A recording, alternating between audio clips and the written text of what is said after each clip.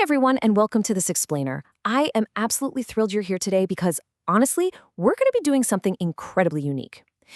Usually we take vast amounts of data, like long articles, super dense research papers, and we try to distill them down for you. But today, we are totally flipping the script. We are taking a single, highly isolated digital artifact, and we're putting it under a digital microscope.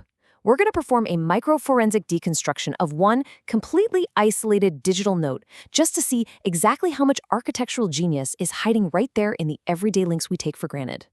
Okay, let's dive into this. Have you ever actually stopped to think about what happens when we zoom all the way in on the completely mundane text we share every single day? We copy, we paste, we click, we send. It literally happens in a fraction of a second.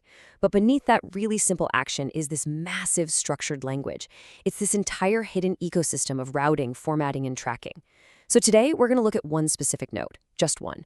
And by breaking down its exact structure, we are going to learn a tremendous amount about how the modern web is fundamentally constructed. Section 1. Solitary Artifact, the Source Material. All right, take a look at the raw, unedited source material in its absolute entirety. There it is. Take a second and just absorb that.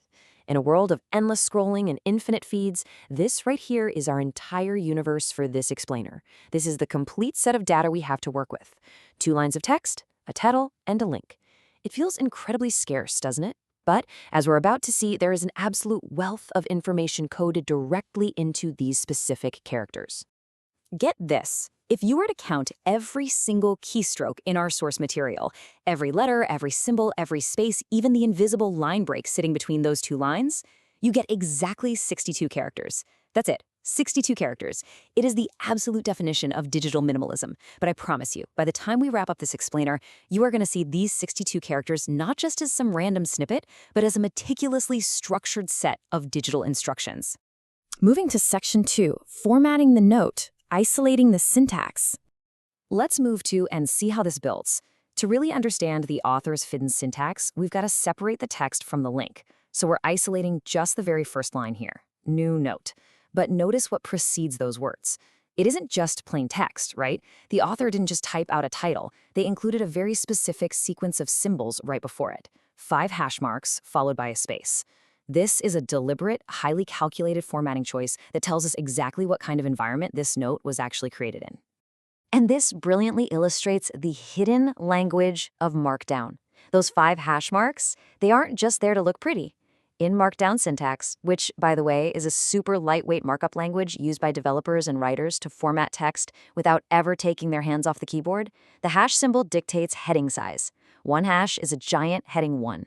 2 hashes is a heading 2. So by using exactly 5 hash marks, the author of this note was explicitly defining this as a level 5 heading. What that means is this solitary note was likely nested super deep within a much larger, complex hierarchical document. It wasn't just quickly jotted down, it was structured like a giant puzzle. Section 3, Anatomy of the Link. Slicing the URL.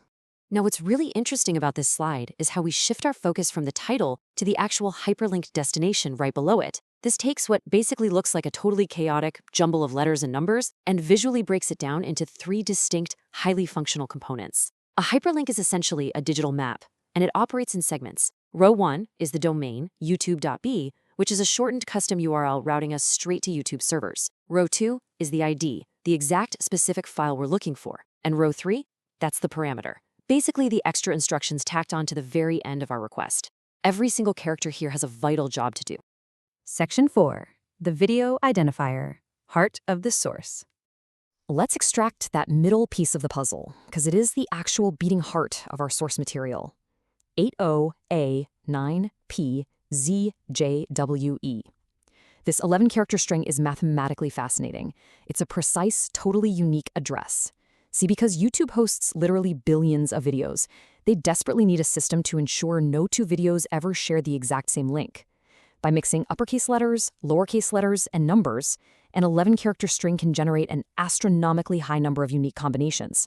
We're talking enough for every single person on Earth to upload thousands of videos without ever causing a collision. So this specific string points to one, and absolutely only one, piece of unknown content sitting on a server somewhere out there in the world. All right, Section 5, the source parameter, decoding the tracker. Okay, so we've routed to the domain, we've identified the unique video, but there's still one final piece of the string left to examine. The string of text that follows the question mark. WA6046G71MQ_4DOM. Now, in internet architecture, the question mark is a signal. It literally tells the server, hey, the main address is totally finished, but I have some extra data I want to pass along to you. This is what we call a query string. And those first two letters immediately following the question mark, they reveal the completely invisible tracking layer of our digital footprint. So the crucial point is right here. SI actually stands for Source Identifier. When someone clicks the share button on a video, the platform often secretly generates and tacks on this unique tracking parameter to the very end of the URL. Now, it doesn't change the video you watch at all, but it absolutely allows the platform to trace the origin of the link. It tells their servers exactly who generated this specific link, or from what interface it was copied. Those 16 characters right after the equal sign, that is literally a digital fingerprint left behind by the person who created this note. Section 6. Unclicked Destination, the Ultimate Reality. So let's bring all this micro-forensic analysis back together so we can look at the ultimate reality of our source text. On the left, we've got the literal code we just spent all this time deconstructing. 62 characters of level 5 Markdown, a domain routing command, an 11-character unique database identifier, and a 16-character source tracking fingerprint. We understand the structure perfectly, right? But look at the right side of the screen, the actual media. The video itself, it remains completely, entirely invisible to us. Because we are doing an explainer that is strictly bound by the source material provided, we simply cannot click the link. We can't hallucinate or just guess the information that exists at that server address. We know exactly how the door is locked, and we know exactly what the key looks like, but we absolutely cannot turn the handle. Which leaves us staring squarely at this final, incredibly provocative question. Where does it lead? What is the actual content of 8ON9PRZJWE? I mean, is it a groundbreaking lecture? A tutorial? A funny clip of a cat?